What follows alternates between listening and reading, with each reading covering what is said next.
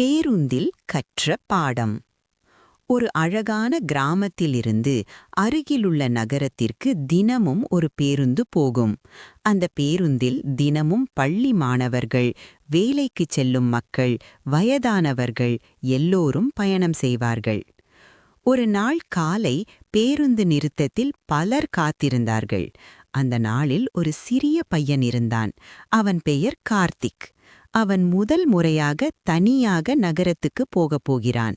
அவனுக்கு கொஞ்சம் பயமாக இருந்தது. பேருந்து வந்ததும் எல்லோரும் விரைவாக ஏறினர்.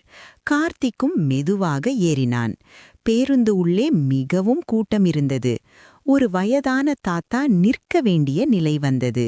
அதை பார்த்த கார்த்திக் உடனே எழுந்து, "தாத்தா, நீங்கள் இங்கே உட்காருங்கள்" என்று தனது இருக்கையை கொடுத்தான். தாத்தா மிகவும் மகிழ்ந்தார். "நன்றி பையா, நீ நல்ல மனசு கொண்டவன்" என்று ஆசீர்வதித்தார். அந்த காட்சி மற்ற பயணிகளுக்கும் ஒரு நல்ல பாடமாக இருந்தது. அதன் பிறகு ஒருவர் மற்றவருக்கு உதவ ஆரம்பித்தார்கள். ஒருவர் ஒரு பள்ளி மாணவனிடம் புத்தகப் பையை அவனிடமிருந்து வாங்கி உதவினார்.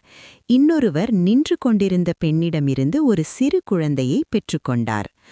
பேருந்து நகரத்தை அடையும் நேரம் வரை அனைவரும் நண்பர்களைப் போல பேசிக்கொண்டே வந்தார்கள்.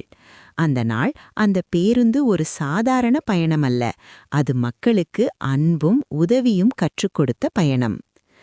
கார்த்திக் வீட்டுக்கு திரும்பிய போது அவன் அம்மாவிடம் சொன்னான், "அம்மா, இன்று நான் பேருந்தில் ஒரு பெரிய பாடம் கற்றுக்கொண்டேன். நாம் மற்றவர்களுக்கு உதவினால் உலகம் இன்னும் நல்ல இடமாக மாறும்." அம்மா சிரித்து, "அதுதான் வாழ்க்கையின் உண்மையான செல்வம்" என்றார்.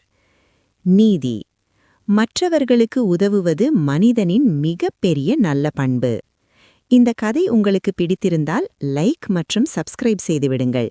அப்பொழுதுதான் மேலும் இது போன்ற வீடியோ பார்க்க முடியும்.